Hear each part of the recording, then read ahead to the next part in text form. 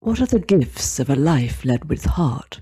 Creativity, resilience, and coherence are just three of the gifts my guest this week has uncovered for himself. And during times of adversity, it took strength and courage to find and appreciate them. I'm Sally Ann Airy, and welcome to Fearless Forward, the podcast that asks leaders how they face their fears. To call today's guest multi-talented is an understatement. In a career spanning 5 decades, he's woven together threads of creativity, performance, science, leadership, and service to others in a truly extraordinary way.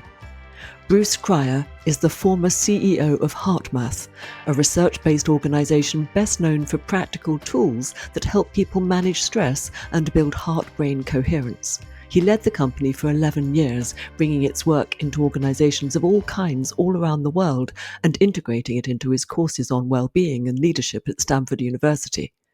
But Bruce began his professional career on the New York stage, having trained at the Oberlin Conservatory of Music in Ohio. He achieved early success in a leading role in the world's longest-running musical, The Fantastics, and appeared in a number of movies and TV commercials. Later, his parallel passions for exploring spirituality, health, and human performance took him to California, where he was involved in several holistic businesses before becoming one of the founding members of HeartMath. But in 2009, Bruce had a serious health crisis that led him to reevaluate his direction in life. He returned to singing, dancing, and photography, spent more time in nature, and paid closer attention to the things in life that restore energy. He now works with HeartMath as an advisor, while pursuing a variety of new business and creative projects. One of them, What Makes Your Heart Sing, which he co-created with his old friend and composer Gary Malkin, uses story and music to reconnect people with purpose. And most recently, he's taken on the role of Business Development Director for the wellness division of VSync, where he's helping design and launch next-generation wellness wearables and wellness home products. The greatest power in the world is inside us, says Bruce. In our conversation, we explore how he's manifested this in his life and work, the practices that have helped him confront fear and uncertainty, and the science that can help us all, in moments of stress, steady our nervous systems and become more resilient.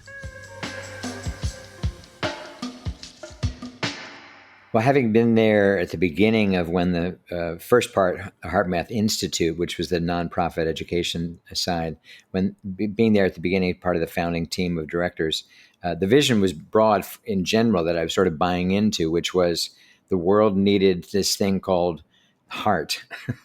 And hearts were clearly struggling. Heart disease remains the number one killer around the globe. And relationships end because one or the other partner, their heart's not in it anymore. They're not willing to go through whatever it may take. People quit jobs because they don't feel honored by their supervisor, don't feel appreciated and valued. You could say this is the heart as well. So the vision of bringing the heart back into our modern life, not as just a soft mush ball, but as something that was scientifically validated to be a source of strength, courage, wisdom, all the things that we've associated with the heart for millennia. That was a really appealing vision. Being part of the founding team and being a director and being part of the leadership, a lot of it for the first 10 years or so was just building the thing. And and making an impact in different segments of society. And we had kind of a crazy vision. We were like the opposite of most founders, that you'd start on one market and get good on one market and then gradually spread out into others. We started with like 8. So we had little teams focusing on government and corporate and healthcare and military and religions and consumers and health professionals. I don't know if that was 8, but it's a lot. And on the one hand, it could sound like we were way too spread out. But on the other hand, we felt, we weren't sure where the strongest connection would happen. Within a couple of years, it turned out to be corporate. We started having great success in the corporate world. And as I was doing more and more work in the corporate, that was my area that I had built a team around. I felt, becoming a model of what we were teaching was pretty much essential. If there was a lot of great philosophies out there, and great training companies, great leadership organizations, and then you find out that the guy behind it's a total narcissist. And how many times have we heard that, whether it's a training company or a religion or a spiritual path or whatever it may be? And we were kind of the anti that. The founder was kind of always hidden. It wasn't about the founder, and so I loved all that. But when I became CEO, which was in 2000, so about 9 years into our story, um, I had been spending a lot of time in the corporate world. I already had been to the UK many times, working with companies like Shell and BP and Unilever, all over the United States, working with Motorola and NASA, teaching at Stanford. We were making headway in significant parts of business, Mayo Clinic, the NHS. These were all becoming clients because we had been able to prove with enough scientific credibility that the methods we were creating could make a measurable impact on your health and your well-being. And so when I became CEO, I felt like we really had a mandate to live what we were teaching. We really needed to do that for ourselves, let alone, especially for our customers, for our clients, and for anybody, any organization that was going to take us seriously. Well, do you actually practice this in your organization? Well, no, but it's a really good idea. We think you should, So I thought we've got to be. And so that wasn't, that was easy in one hand because many of the people who started HeartMath were there at the beginning, and we were all kind of developing techniques together. So we were all practicing. We were the beta test all along. But then we bring in more and more people out from outside, and higher level people. They weren't necessarily quite as spiritually oriented or personal growth oriented as we were. So how do we integrate the different types of people? Because we needed all types of people to make the organization really sing and whatnot. And I just felt like we are an organization about coherence, about alignment, about not only personal alignment, getting your mind, your emotions, your body, your spirit all aligned and as integrated as possible, but on the organizational level too. Organizations that feel aligned do much better. When there's a lack of alignment between vision, operations, marketing, sales, customer interactions, where there's alignment with that, now there's a term I'm hearing in the consulting circles called coherence premiums. Coherence premiums applied to companies who have more alignment than other companies, so their stock is at a premium compared to others. That's a term being used. We were using coherence first in relationship to our bodies and our health, aligning the systems so we can work more efficiently, our brain can function better, our heart can function better. But we realized this was about the organization and about our personal lives as well. And so I felt like we had to really be that. And there are many things, but I think 8 years into my reign, that's funny I'd use that word, being an American right now, I will not go farther with that statement. But 8 years into my time as CEO, we had an opportunity to compete in a best Bay Area workplaces competition, which everybody was in. I mean, all the significant Bay Area companies, big and small. And we were obviously a small company, so we were not competing directly against Apple, but we were competing against companies with 100 people or less, kind of thing. But we won we were listed in the top Bay Area workplaces, and that went on 3 years while I was CEO. And I felt that to even compete, what that meant was all of our employees were taking a survey, anonymous, evaluating us on all kinds of metrics. And basically, are you coherent or not? Are you acting the values that you espouse? Are you treating people well? Is it foster an environment where people can speak up and not feel afraid?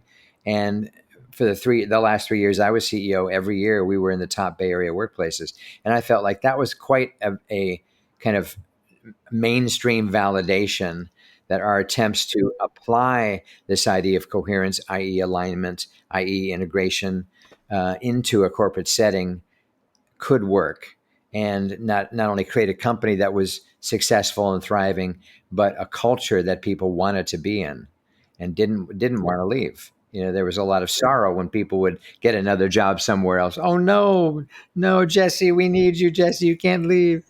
So, but that was born out of love and respect and acknowledgement of the gifts that people would each bring. So my vision was to make this idea of coherence a reality in our organization that could be somehow validated externally.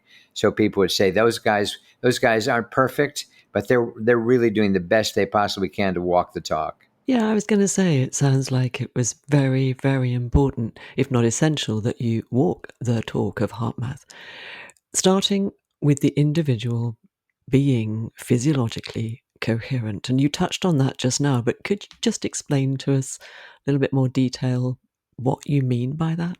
Yeah, sure. It was in the early 90s. Our research, we started in 1991, so our research was really kicking in 91, 92, 93. And we began to explore what was really going on in the heart uh, in terms of its rhythmic patterns, its electromagnetic properties, and a lot of aspects. We were trying to understand what was going on in the heart. And we began to explore this idea of heart coherence because in physics, the word coherence means a high degree of alignment. And to give a quick example of what an incoherence versus coherence is light. A standard light bulb, any type in our house, an LED, a fluorescent, an incandescent bulb, any of them, creates what's called incoherent light, meaning emanating from the light source are waves and particles that are scattered, they're disordered. And that's kind of their job, to spread out and just illuminate a room or even be a spotlight on a space, but it's still a general expansion of light out into space. A coherent light, which is a laser, is completely different. A laser has the capacity to have a tiny, tiny beam that is so powerful because of its alignment that it could repair a retina in your eye. It could do surgery on your skin. It could do scan QR codes on your grocery checkout. All those things. That's not an LED light that you're holding to do any of that. That's not an incandescent bulb or a fluorescent bulb. The waves and particles are completely lined up like a sine wave in a coherent light, like a laser. So that analogy of coherence versus incoherence, we said, well, wait a minute. The heart, how it beats, is in a chaotic rhythm when we're frustrated, when we're stressed. We began to find that through testing hundreds and hundreds of people. We also found that the heart, when we are in a loving state, when we're peaceful, when we're grateful, appreciation, any of those kinds of positive feel-good emotions turn the heart's pattern into this beautiful sine wave, just like physics. So the only word you could use to describe that wave accurately was coherent. It's a coherent wave. So we began to realize we were creating methods by helping people focus on gratitude and slow down their breath at certain times to reset their system that enabled a person's heart to get into a coherent rhythm. And it was not hard to do. You've seen it yourself. It takes practice to get good at it and to be able to stay there. That's another story. But it's not that hard to find it because we've all had some experience in our life, maybe today, that was uplifting or fun or sweet. My cat came by earlier. It's like, I'm sure I get coherent while the cat just kind of looks at me and Yeah, and I think we know what that feels like, don't we?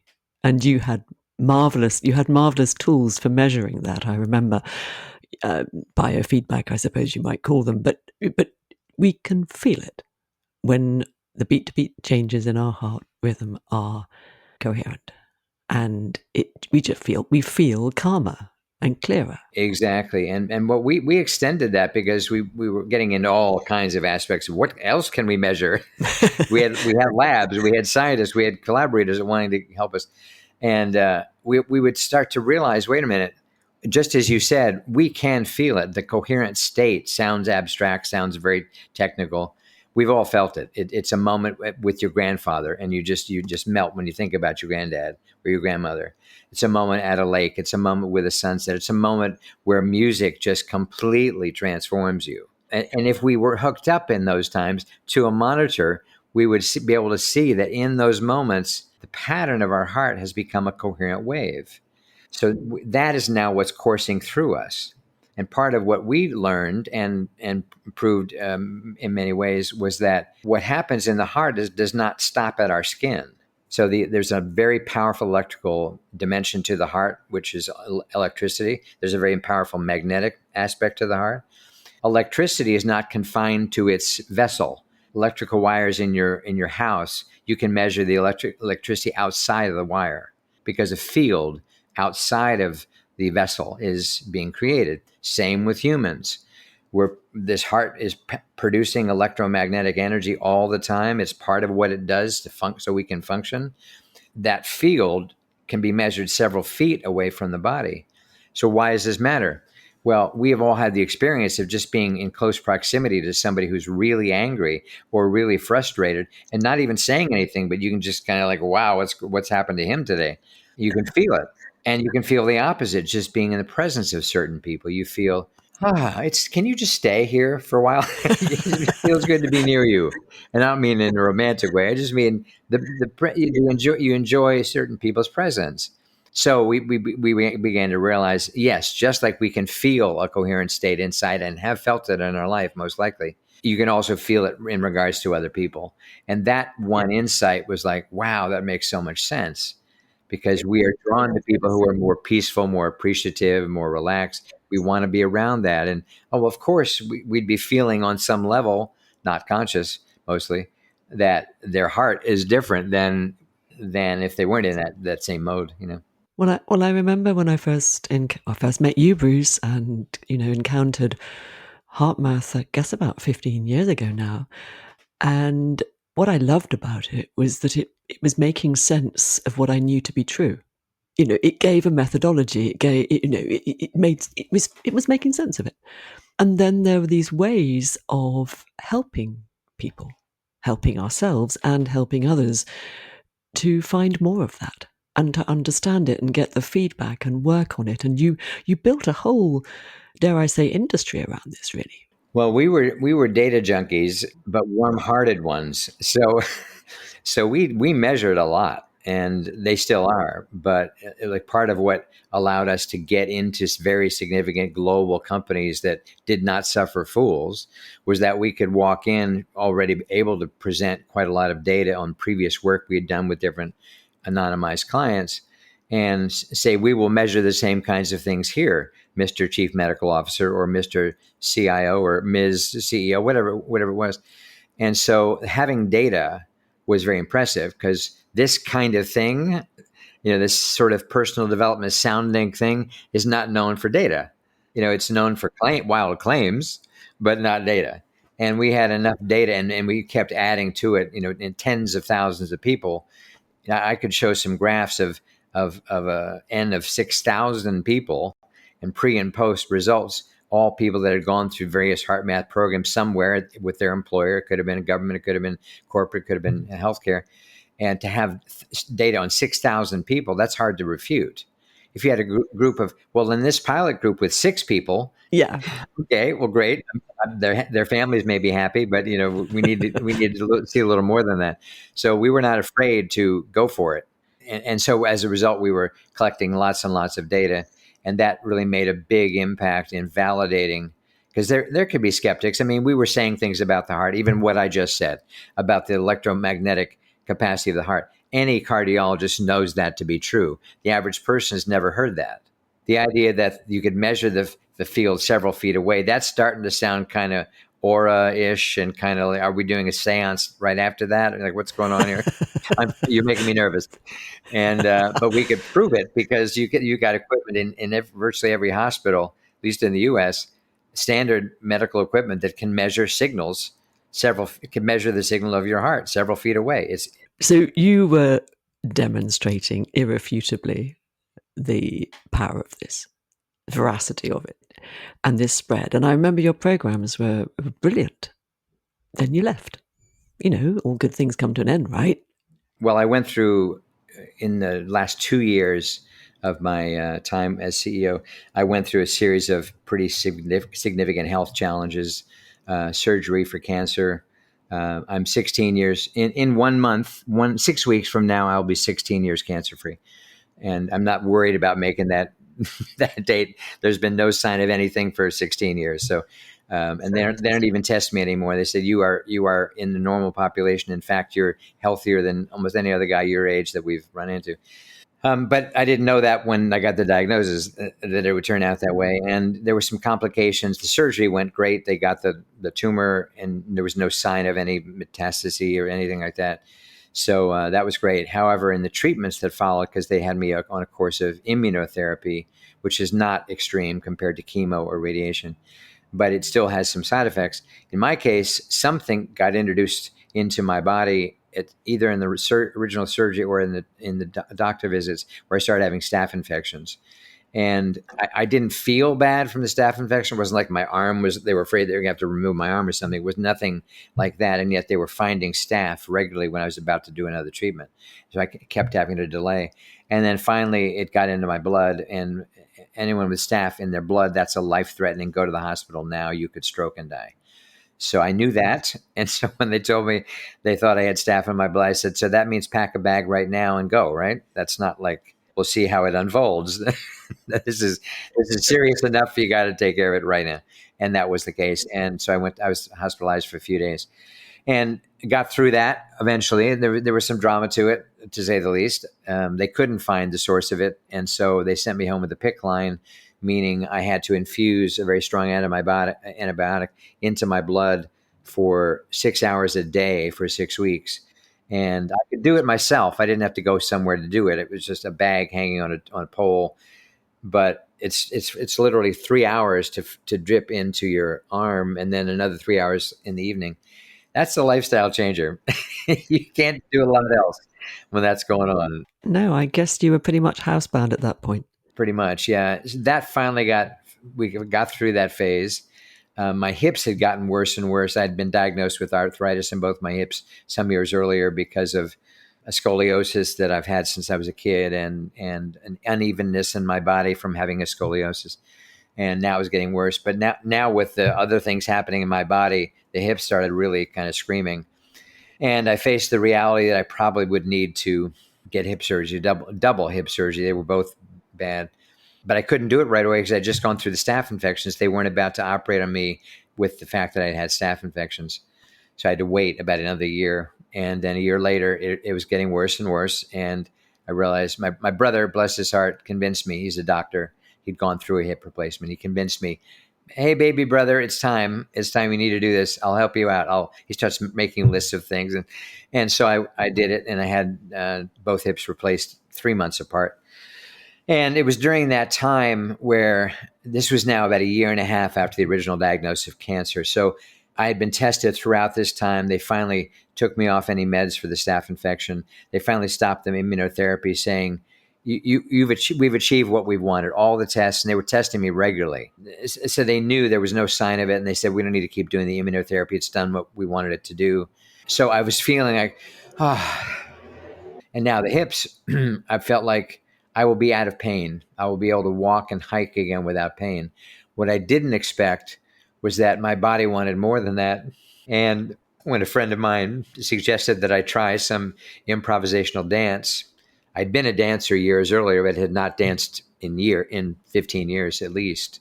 When a friend suggested to me to try this 2-hour nonstop improvisational dance, I looked at him like, which part of double hip replacement did you miss? How could I possibly do 2 hours of nonstop and they'll probably want to look in my eyes and peer deep into my eyes. I'm definitely not ready for that. Sorry, I can't handle it. And he talked me off the ledge and said, look, you can sit down at it whenever you want. You can stop whenever you want. I think you're going to love it. You just need to try it. He was right. I'll dance Sunday again. And I've been dancing since 2012. And the fact that I could dance again, I get emotional every time I think about it because I feel so myself when I dance. And it was a huge part of my life when I was young. I was in a professional dance company. I danced in shows in New York City. I was a good, not a great dancer, but a good dancer. And people were like, wow, you got a vibe. And to be able to do that again was so shocking because I didn't think there was any chance in the world. It was just out of my mind. I wasn't even considering wanting to dance again. It was just, if I can walk and hike without pain, that's enough for me. It really is. And then to realize if I wanted to get in shape enough to really dance at a high level, that was up to me. My body was ready for it. I hired a personal trainer for a year. I started dancing twice a week. I started working out. People are like, damn, dude, like, what happened to you? Oh, I just got over cancer. So I just kind of reinvented all kinds of my aspects of my life. But in the midst of all of this, before I started dancing again, was the sense of I've gotten out of the worst of it. The dark nights are over. It's getting brighter and brighter. And then the idea of being fully back. I was CEO of HeartMath the entire time this was going on. And the thought of going back in, well, now I can be in everything again. I don't have to ever miss. Like, no, I have to. There was something else trying to be born in me. I did not know what that was, and I had to honor that. And I did not know it was to sing and dance. I didn't think any of that was. It just wasn't in my thoughts at all.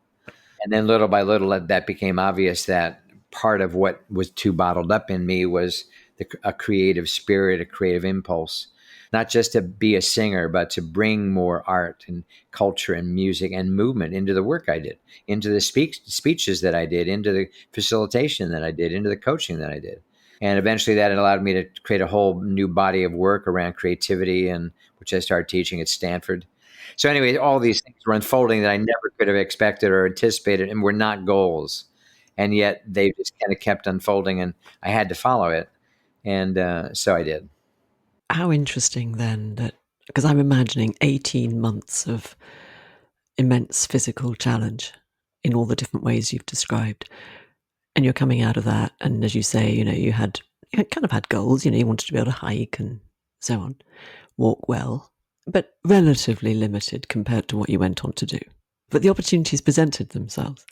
And it sounds as if people were able to see things in you that you perhaps at that time hadn't fully appreciated about yourself. So interesting that other people kind of brought that to life for you, said, yeah, you can do this thing, or we can help you with that, or we can see this thing.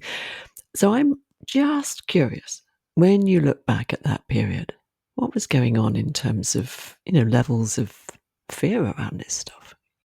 Well, afraid of making the significant changes that I kind of knew I would need to make, and not understanding really what the full consequences of that would be, or how people might judge me for my decisions.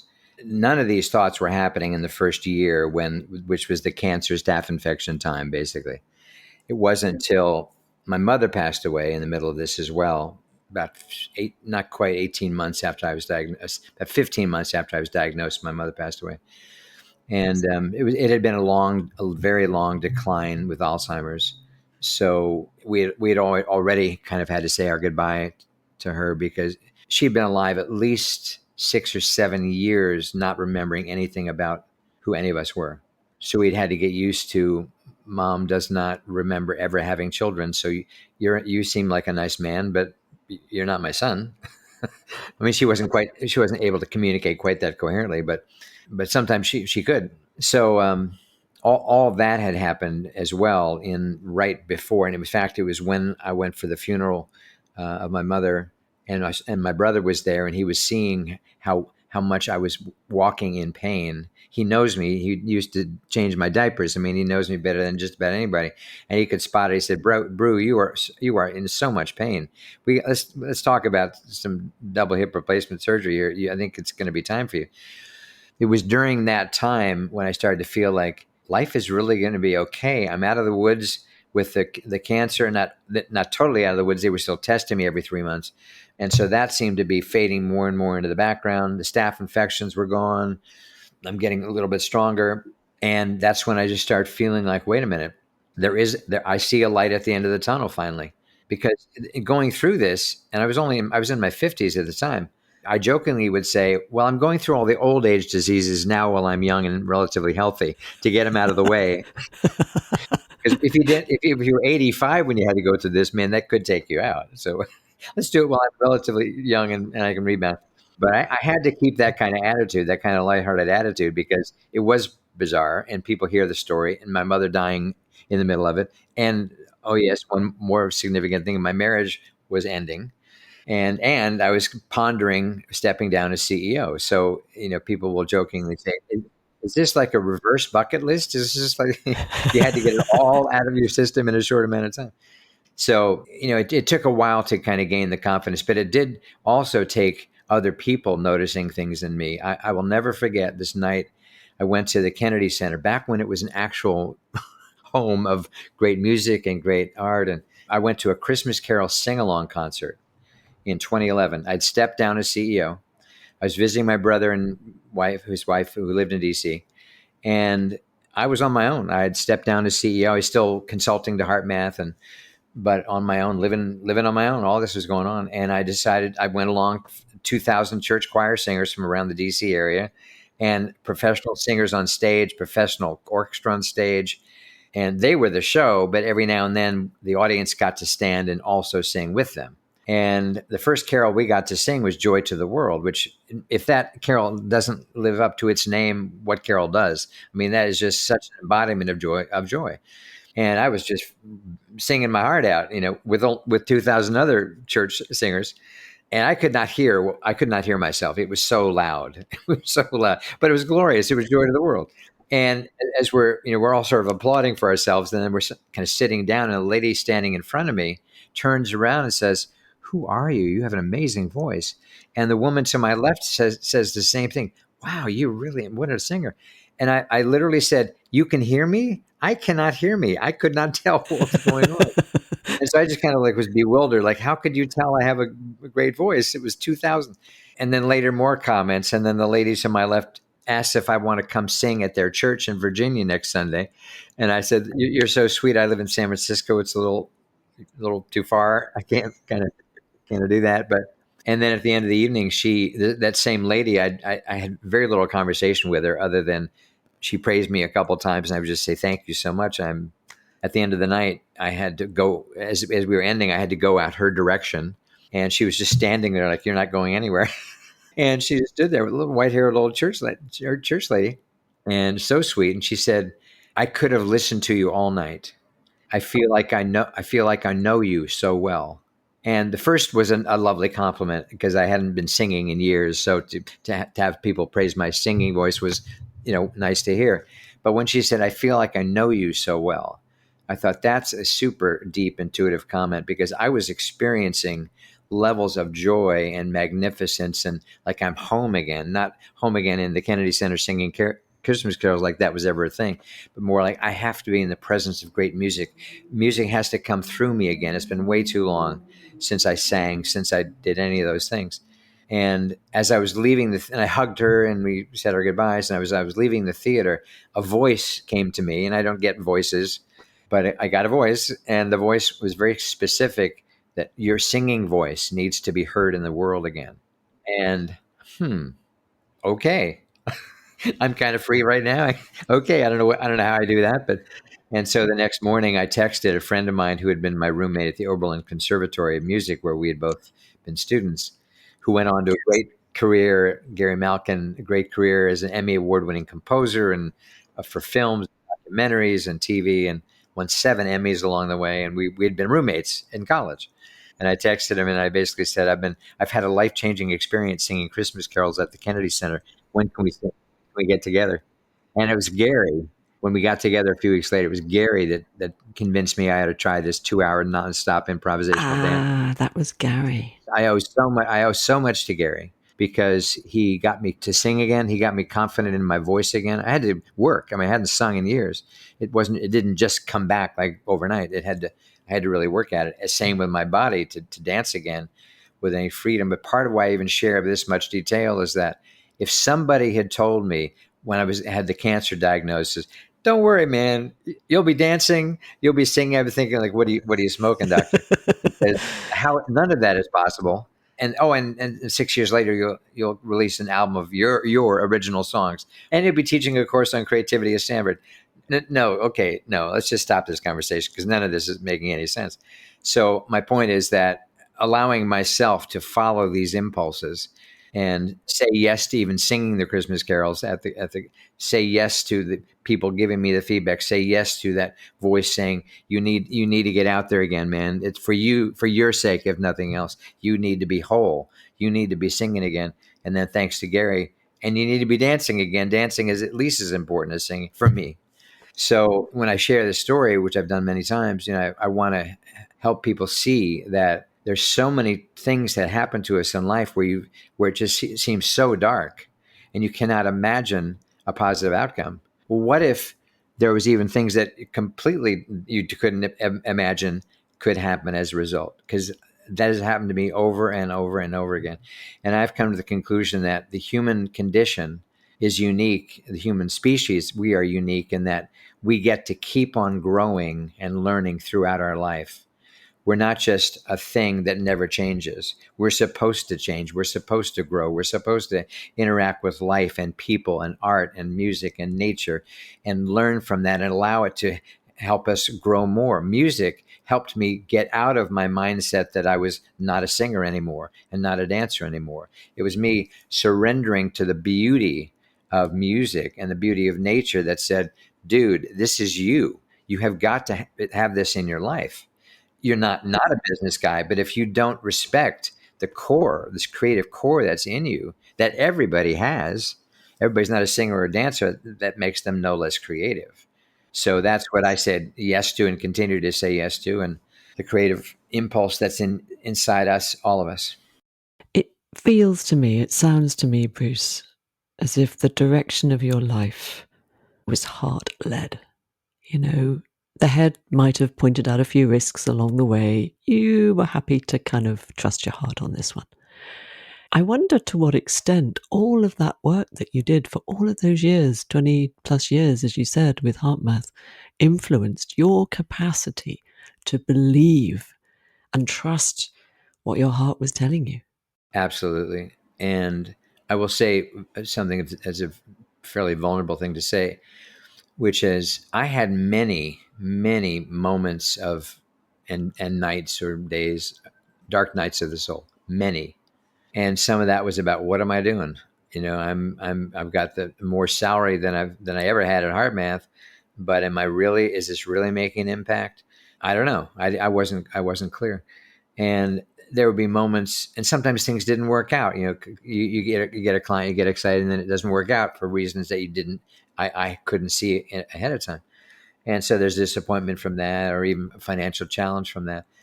And all through this period, I realized that I had to feel what I was feeling. I couldn't bypass it. I couldn't bypass it. I mean, I'd gone through literal grief losing my mother, let alone having a couple of life-threatening conditions, let alone leaving an organization I'd helped to build 20 years earlier and feeling shunned by a number of them. Kind of, oh, well, this is what it's like if you leave the Amish community, or this is what it's like if you leave Mormonism. They don't, some people don't want to touch you. Like, how dare you? How can you do that? You were supposed to do this your entire life. And I ran into some of that, and it was not fun at all. And it was very hard emotionally to experience that. And so there was lots of stuff. And then it was not a linear path, that's for sure. But at the darkest moments, I would always remember a phrase, just love the people. You know how to do that. You know how to do that. So if I would be confused about what's the next step, should I be pouring more money into this album? Like, this is the wrong time to be spending this kind of money on an album and all that's involved and the promotion. And, you know, it's not cheap to do this. It was not offered to me for free. So I would hit moments of despair, like, oh, what am I doing?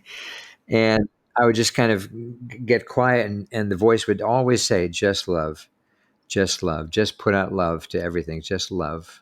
And I have always been heart led, but it was in joining with the group that started HeartMath that it became very conscious. And I will never forget before, I think it may have even been before we had the name HeartMath, but we were already forming an organization, and that I said out loud in front of a group of people that I'm a man of the heart, and I'm on the path of love, and that's my path for this lifetime.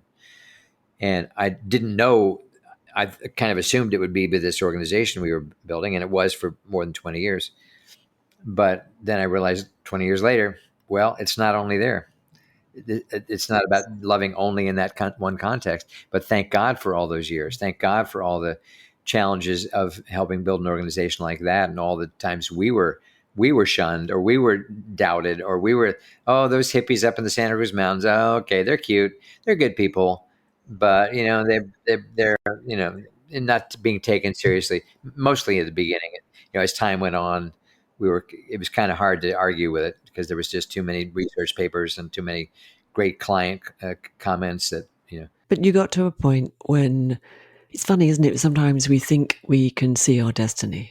We embark on something that we adore doing, we truly love doing, we're successful, we're good at it, and we think that's going to be it. And yet, a few years down the line, something starts to shift. It's moving into something else. There was a sense when I was listening to you earlier, Bruce, about in music and in dance. You're the one singing and dancing, but it's as if you're open to a force that's larger than you. Absolutely. I mean, and I both for me, the process of singing and the process of dancing is so enriching. It's so uplifting. It's so expansive.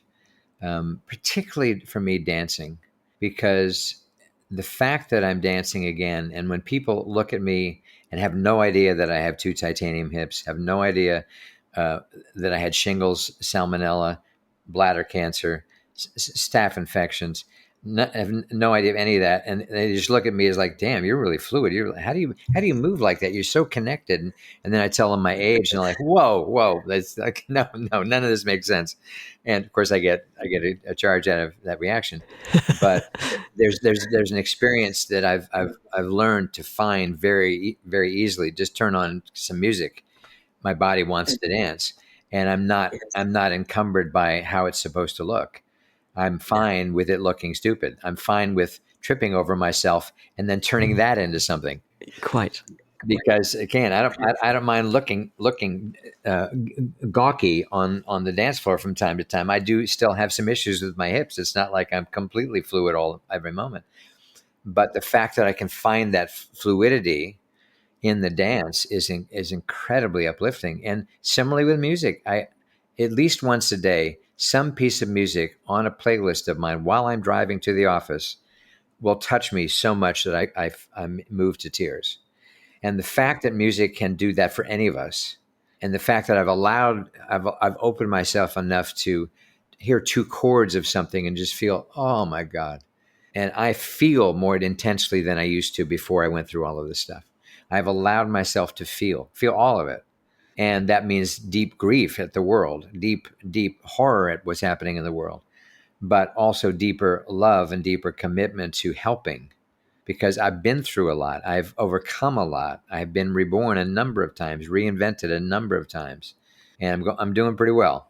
So I feel like I've survived all these things and learned about love and the power of coherence and about the heart, so that I can help others even now and even more now when it's more needed, and we need more OGs. We need more elders who aren't just the elders, but are clearly alive, very much alive, embracing life, still learning, still growing, still can have the delight of a child.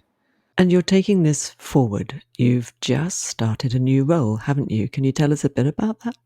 Yeah, I didn't quite see this one coming either, but a part of me kind of wanted to get back into the corporate world more so. I haven't. I've worked in some universities over the last few years, but and have consulted to some companies, but it was much more when I was in HeartMath and running a company and teaching at the business school of Stanford, and I was in that world a lot and consulting all the time. And part of me was like, I think you got some unfinished business going on. So I've taken a job helping a very large. When I say very large, their revenue was 700 million last year, U.S. consumer home products company that's moving into wellness. And I met this founder and CEO 3 years ago, and she and her husband immigrated from China about 15, 20 years ago. Ended up in a small town in Iowa, oddly, where my mother grew up.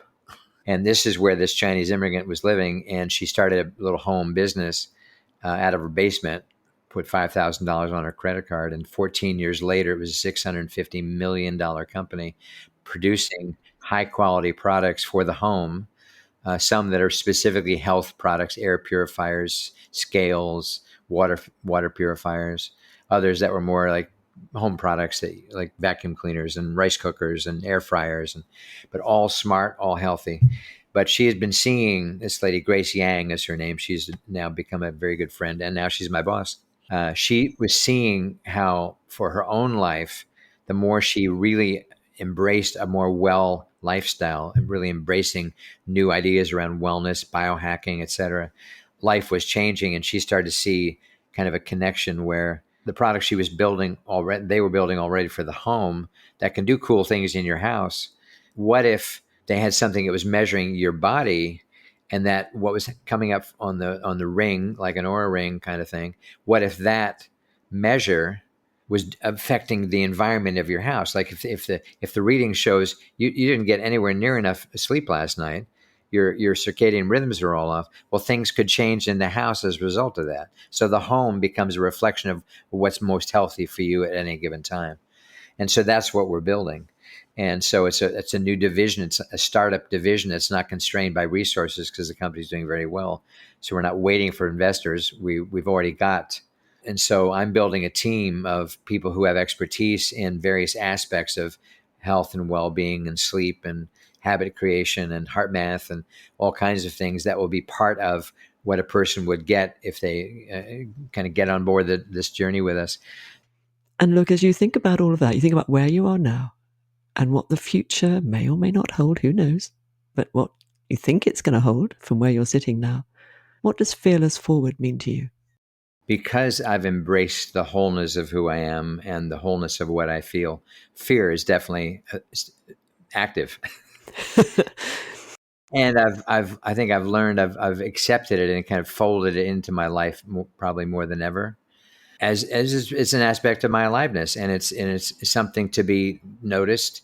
Sometimes it's truly the definition of false evidence appearing real. It's not based on anything valid. Other times it's a signal that I need to pay attention to something. I need to be careful of a certain behavior or a certain situation I might be finding myself in. But I have continued to move forward in my life, not because I'm completely without fear, but I'm not going to let that hold me back. I'm going to go for things in ways that I never imagined I would when I was young, because I was much more shy, much more held inside myself when I was young.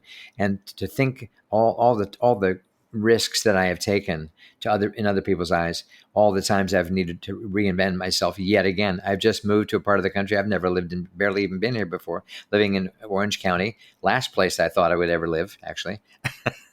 Allowing myself to just realize things, life is meant to keep living. You keep living, you keep moving. I wrote a song called Walk On. Just keep on going, man. Just keep on going. And there will be moments where the steps feel very fearful. So I don't try to set myself up like I can't have ever any fear. I'm way too emotionally sensitive for that reality to send anytime super soon, because I'm sensitive to other people like crazy too. It's not just my own inner world. It's like it's hard to be alive and not be shut off to news and not feel deeply every day. I mean, I do. I hear something going on in Gaza. I hear something going on in the U.S. with immigration, border, whatever the thing is, and there's a lot of feeling every day of like, oh, those people, how are they? This is not right. This is. But anyway, I appreciate the phrase. I love fearless forward, because I think it's just essential that we keep moving forward. There are times we need to just stop and collect ourselves so that we can move forward. I'm going to go on a hike soon with a new friend, and there'll be times we stop. We're not going to just keep on going and keep on going. No, we'll stop and enjoy the view from time to time. But that's going forward too. You refresh yourself so you can keep moving forward in life. And when you refresh yourself, new perspectives rise. So thank you for asking. And thank you for this fabulous conversation, Bruce. It's been a great joy. Thank you so much, Sally Ann. In the wake of some serious health events, Bruce gradually reconnected with the qualities of life that really mattered to him. He said yes to the impulses that brought him alive and let his next steps reveal themselves.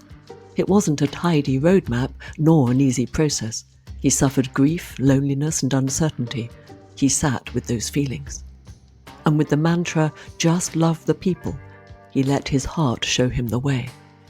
Because from his work with HeartMath and his 11 years as CEO, Bruce walks the talk of its key teaching that when we slow the breath and focus on appreciation, the variable rhythm of our heart falls into a coherent pattern and we feel calmer and clearer.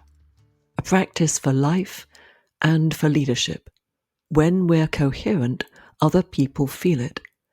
Coherent people build coherent organizations. Now Bruce is taking all that experience into a corporate role, building an integrated wellness system for the home environment. He's leading with aliveness, playfulness, and a beginner's mindset in which fear is either a useful signal or false evidence, but never a blocker.